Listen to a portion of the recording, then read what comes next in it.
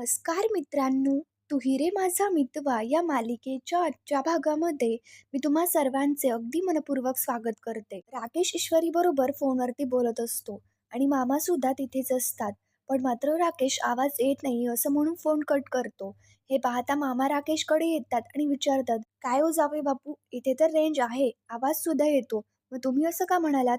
त्याच्यावरती राकेश बोलतो, काही नाही हो मामा, असं सहजच म्हणालो. एका लोचट क्लायंटचा फोन होता, पैशासाठी गिचगिच घालतो म्हणजे आहे, पण मात्र द्यायचे नाहीये, म्हणून मी कटवलं. आता राकेश लगेच आतमध्ये या असं सांगून तिकडनं निघून जातो आणि मामांना राकेशच्या बोलण्याचं आश्चर्यच वाटतं.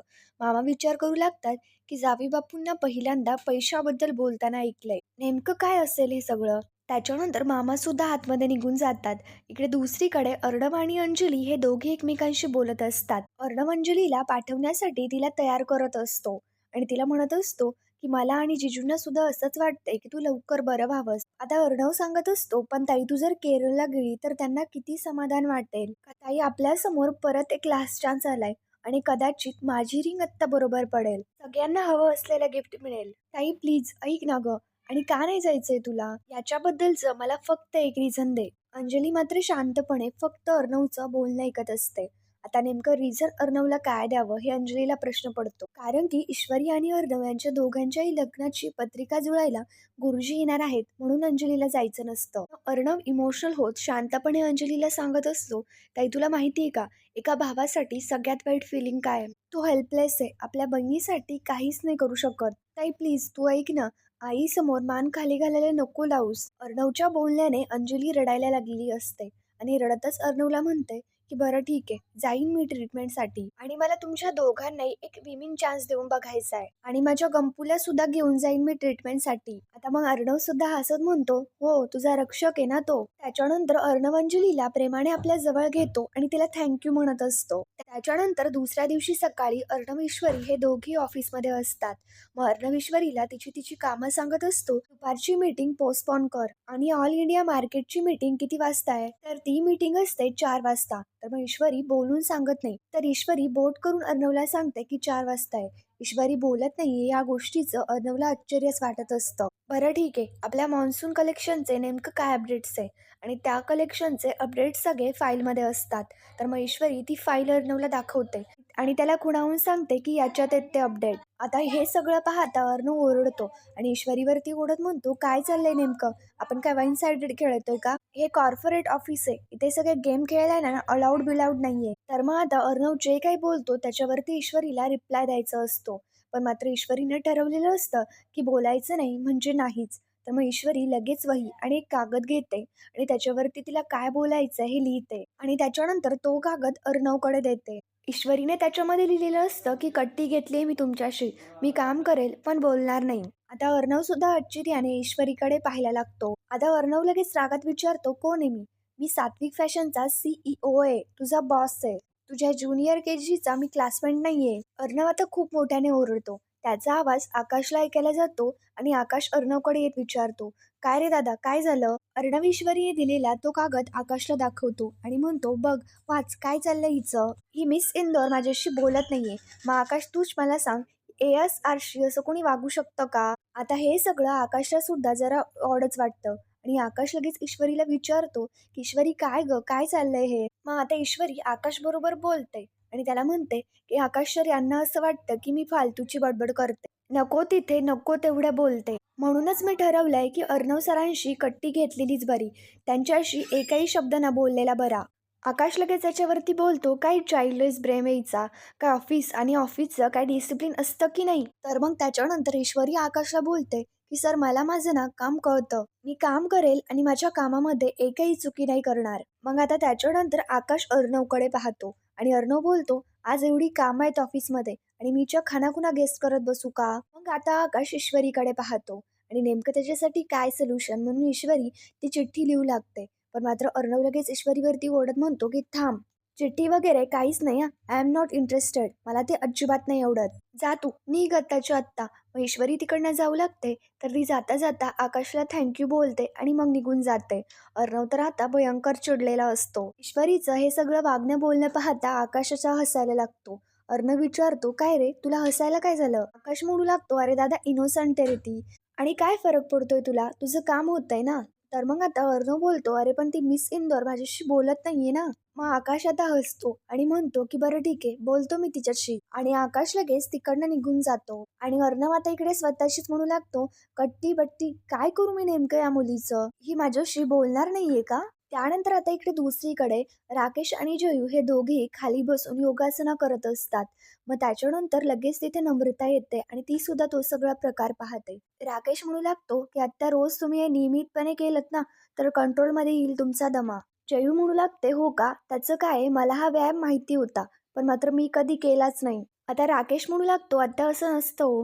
आपल्याला बऱ्याच गोष्टी माहिती असतात, पण मात्र त्या गोष्टी आपण नियमितपणे करत नाहीत. चला, आपल्याला अजून करायचंय." राकेश आणि जयू दोघी आता ते सगळी योगासनं करू लागतात.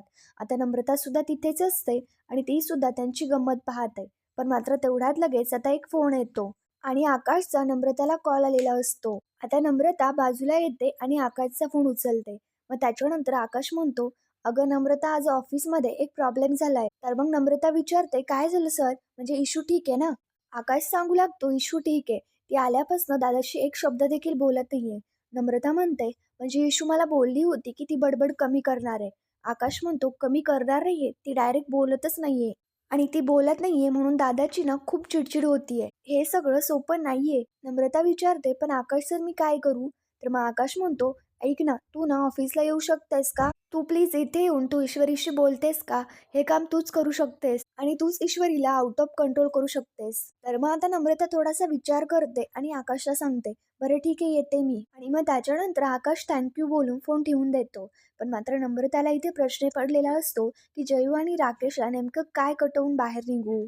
नम्रता जयूला म्हणते, "अगं इशू ना डबा विसरून गेलीये. मी पटकन जाते आणि ऑफिसमध्ये देऊन येते." जयू म्हणत असते, "तू कशाला जातीयेस? ऑफिसचं कॅन्टीन आहे तिथे." मग आता इकडे नम्रता सांगते, "नाही नाही, तिचं ऑफिसचं कॅन्टीन खूप मागे आणि ती नाही खात तिथे." नम्रता जयूचं काहीच ऐकत नाही आणि म्हणते, "मी जाऊन आले." आणि डबा घेऊन लगेच तिकडनं निघून जाते. राकेश आता हसत म्हणतो, "गेल्या सुद्धा त्या. बाकी काही नाही, बहिणीची काळजी." आता तुम्हाला एक खरं सांगू का? मी ना अनाथ आहे ना, मग अशी नाती बघितली ना मला खरंच खूप छान वाटतं. मला हा विचार जरी केला तरी सुद्धा भरून येतं आणि तुम्हाला सुद्धा मी आई समजून हे सगळं सांगतो. मी जरा जास्तच आगाऊपणा करतोय असं वाटत नाहीये ना? तर मग जयू हसत म्हणते, "नाही नाही हो, असं का वाटेल?" राकेश म्हणू लागतो, "त्याचं काय, मला अशी प्रेम करणारी, विश्वास ठेवणारी माणसं ना मिळालेलीच नाहीयेत. आणि मग अचानक तुम्ही सगळे माझ्या आयुष्यामध्ये आलात आणि तुम्हालाच मी आपलं मानलं आणि आपलं मानूनच मी हे सगळं करतो." जयू म्हणू लागते, "राकेश हो, मला कळतंय."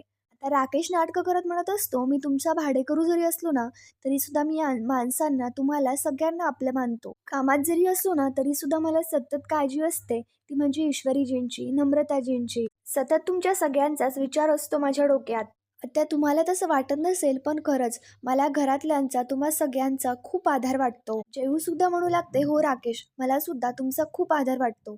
ही गोष्ट सोपी आहे का, की मुंबईमध्ये 2 मुलींना घेऊन राहणं? त्याच्यानंतर जयूला एका ऑर्डरचा कॉल येतो. जयू सांगू लागते, की "हो, हो, दुपारपर्यंत मिळून जातील तुम्हाला साड्या." त्याच्यानंतर इकडे दुसरीकडे लावण्या ईश्वरीकडे येते आणि तिला विचारते, की "मी ऐकलं, की तू ARशी बोलत नाहीयेस. गुड, चांगलं करतीयेस. आज पहिल्यांदाच काहीतरी सेन्सिबल तू काम केलंयस ना, असं मला वाटलं. बॉस असला म्हणून काय झालं? तुझा सारखा अपमान करण्याचा हक्क नाहीये त्याला." "हा, म्हणजे मी असं नाही म्हणत आहे. मी असं सुद्धा म्हणतेय, की तू सुद्धा चुकतेस ना बऱ्याचदा. पण ठीक आहे ना, प्रत्येकाला हेल्दी इगो असतोच ना." मग त्याच्यानंतर ईश्वरी शांतपणे सगळं बोलणं ऐकते आणि लावण्याला बोलते, की "लावण्य मॅडम, तुम्ही खरंच खूप बडबड करता. त्यांना माझी बडबड ऐकायला आवडत नाही ना, म्हणून मी गप्प राहायचं ठरवलंय." तर मग लावण्य म्हणते, "ठीक आहे, ते काही का असेना, पण मात्र गुड फॉर यू." आता याच्यावरती लावण्य खुश होते. तिला तर भयंकर आनंद झालेला असतो आणि ती स्वतःशीच म्हणते, "कारण काही का असेना, पण मात्र तू ARशी बोलणार नाहीयेस आणि मी तर खूप हॅपी आहे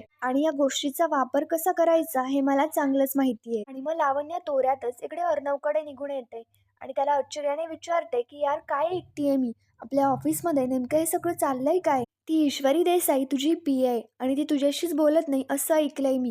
आता लावण्य अर्णवला चिडवून देण्याचा प्रयत्न करत असते.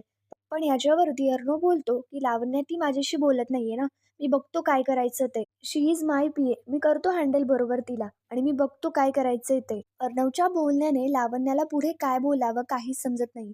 मग अर्णव आता कामाबद्दल तिला विचारतो, "तू मला नवीन फाईलचे मेल सेंड करणार होतीस. कधी पाठवतेस?" याच्यावरती लावण्य ठीक आहे असं म्हणते आणि लगेच तिकडं निघून जाते. त्याच्यानंतर इकडे दुसरीकडे अर्णव जरा विचार करतो. त्याच्यानंतर बाहेर येतो आणि समोर तो ईश्वरीला पाहतो. तर मग अर्णव आता हसत विचार करतो, आता इकडनं जाताना हिला माझ्याशी बोलावंच लागेल. हिला बोलावं लागेल, की "एक्सक्यूज मी सर, मला साईड देता का?" आता ही नक्कीच बोलेल आणि अर्णव तसाच मध्ये फोनवरती बोलत उभा राहतो. अर्णव ईश्वरी येण्याची वाट पाहत असतो. त्याच्यानंतर ईश्वरी सुद्धा येऊ लागते. ती अर्णवला पाहते आणि तिला सुद्धा समजतं, अच्छा म्हणजे मुद्दामूनच उभे तर मी त्यांच्याशी बोलावं म्हणून, पण मी बोलणारच नाहीये. आणि ईश्वरी दुसऱ्याच बाजूने तिकडनं निघून जाते. अर्णव ईश्वरीला बोलण्याचे खूप प्रयत्न करत असतो, पण मात्र ईश्वरी काय अर्णवला भाव सुद्धा देत नसते. मग आता ईश्वरीला गेलेलं पाहता अर्णव लगेच तिकडनं निघून जातो. ईश्वरी परत बाहेर येते आणि विचार करू लागते, की हे मुद्दामच थांबले होते, फक्त मी बोलावं म्हणून, पण मात्र मी त्यांच्याशी ना बोलणारच नाहीये. त्याच्यानंतर इकडे दुसरीकडे जयू फोनवरती बोलत असते, कारण की त्यांच्याकडे साड्या पोहोचलेल्याच नसतात. मग जयू घाबरते आणि त्यांना म्हणते, की अजिबात काळजी करू नका, मी पाहते साड्या कुठे गेल्यात ते पाहते. तेवढ्यात तिथे राकेश येतो आणि ते जयूचं बोलणं ऐकतो. जयू आता स्वतःशी विचार करू लागते, की हा रिक्षावाला माझ्या साड्या घेऊन गायब बियब झालाय की काय, पळून बिळून गेलाय की काय. अरे देवा, 25,000च्या साड्या घेतल्यात त्या बाईने आणि माझं खूप मोठं नुकसान होऊन जाईल. मगाशी याला 2दा कॉल केला होता, तेव्हाच त्याने उचलला नाही. काय करू आता मी? आणि राकेश सुद्धा हसत ते सगळं जयूचं बोलणं ऐकतो. कारण हे सगळं कारस्थान तर त्या नालायक राकेशचं दिसतंय. राकेश विचारतो, "आत्या काय झालं? कशाला काळजी करताय? मी आहे ना. मी करतो हँडल सगळं. तुम्ही मला त्या रिक्षावाल्याचा नंबर द्या, मी शोधून काढतो त्याला." जयू विचारते, "पण राकेश तुमची आजची कामं?" तर मग राकेश सांगतो, की "आत्या कामं माणसांपेक्षा मोठी आहेत का? द्या लवकर तुम्ही मला नंबर, मी शोधतो त्याला." मग आता जयू त्याला नंबर देऊ लागते आणि राकेश स्वतःशीच म्हणतो, संधीच्या शोधामध्ये राहिल्यानंतर संधी मिळतेच असं नाही, पण मात्र संधी तयार नक्कीच करावी लागते. फक्त 1,000 रुपयामध्ये रिक्षावाला लगेच तयार. मग आता राकेश म्हणतो, बरं ठीक आहे, मी शोधून काढतो त्या रिक्षावाल्याला, तुम्ही अजिबात काळजी करू नका, मी आहे तुमच्या बरोबर. त्याच्यानंतर अर्णव त्याच्या केबिनमध्ये बसलेला असतो. ईश्वरी त्याच्याशी बोलत नाहीये म्हणून अर्णव तर खूपच अस्वस्थ असतो. त्याच्यानंतर अर्णवच्या डोक्यामध्ये एक आयडिया येते. अर्णव ईश्वरीला कॉल करतो आणि तिला सांगतो, की रिस्टिमेशन डेटामध्ये जाऊन मला आजचे अपडेट्स कळव आणि फोन करून कळव. आता अर्णवला फोन करून कसं कळवायचं याचा ईश्वरीला तर प्रश्नच पडतो. पण ईश्वरी सुद्धा काही कमी नाहीये. मग आता ईश्वरीचा अर्णवला कॉल येतो. पण फोनवरती स्टाफमधला एक मुलगा बोलतो आणि तो सांगतो, की सर डिस्टिमेशन अपडेट तुम्हाला मेल केलेत. आता मित्रांनो बघा, या ईश्वरीचं आयतं उगीचच काम होऊन गेलेलं असतं आणि अर्णवने विचार एक केलेला असतो आणि झालेलं एक असतं. मग आता त्याच्यानंतर ईश्वरी अर्णवच्या केबिनमध्ये आलेली असते आणि ईश्वरी पेन वाजवून ती आली असं अर्णवला सांगते. पण तेवढ्याच बाजूला नम्रता आणि आकाश हे दोघी उभे असतात आणि ते सगळं ईश्वरी अर्णवचं ते सगळं बोलणं आणि गंमत पाहत असतात. अर्णव विचारतो, आपल्या ट्रेडिशनल महाराष्ट्रीयन लुकसाठी मला मराठीमधनं 4 लाईन हव्यात, काय असतील त्या? ईश्वरी आता बोलायला लागलेली असते, पण मात्र ती बोलायचं नाही असं ठरवलेलंच असतं. ईश्वरीला काय करावं काहीच समजत नसतं. नम्रता आणि आकाश ते सगळंच बघत असतात. मग ईश्वरीने मगाशी पेन वाजवलेला असतो, त्याच पद्धतीने अर्णव आता डेस्कवरती पेन वाजवतो आणि ईश्वरीला सांगतो, तुला बोलता येतं ना? ईश्वरी मान हलवून बोलता येतं असं सांगते. मग ईश्वरी आता त्या कागदावरती परत अर्णवला काहीतरी लिहून देऊ लागते आणि अर्णव रागातच ईश्वरीकडे पाहत असतो. ईश्वरी तो कागद अर्णवकडे देते आणि त्याच्यामध्ये लिहिलेलं असतं, की मी सांगणार नाहीये, मी तुम्हाला शॉर्ट नोट्स 5 मिनिटात आणून देते. नम्रता आणि आकाश ते सगळं पाहतात आणि नम्रता तर हे सगळं पाहता ईश्वरीवरती चिडलेलीच असते. ईश्वरी अर्णवला खुणावून सांगते, जाते आणि 5 मिनिटात येते. अर्णव तर रागात ईश्वरीकडे पाहतच असतो आणि ईश्वरी लगेचच निघून जाते. अर्णवने आता खूप काही खेळ खेळलेले असतात आणि ईश्वरीला कसं बोलतं करता येईल हे सगळं सुद्धा पाहिलेलं असतं, पण मात्र त्याचा काहीच उपयोग झालेला नसतो आणि अर्णव आता खूपच चिडलेला असतो. तर मग मित्रांनो, पुढील भागामध्ये आपण पाहणार आहोत, ईश्वरी शलाकाला घेऊन घरी आलेली असते आणि त्याच्यानंतर राकेश सुद्धा तिकडनं गाडीवरती बसायला लागतो. पण मात्र तो गाडीच्या आरशातनं शलाका आणि ईश्वरीला पाहतो. तर तो लगेच आता बाजूला जाऊन आणि त्याने एका रुमालाने आपलं तोंड झाकलेलं असतं. तेवढ्यात ईश्वरीला ठेस लागते, ती पडणार. तेवढ्यात शलाका तिला पकडते. पण मात्र समोर ईश्वरीची नजर राकेशकडे जाते आणि ती त्याला ओळखते आणि आश्चर्याने त्याच्याकडे पाहू लागते. पण नेमकं मित्रांनो, पुढे काय होणार हे पाहण्यासाठी आमच्या चॅनलला लगेच सबस्क्राईब करा. Thank you.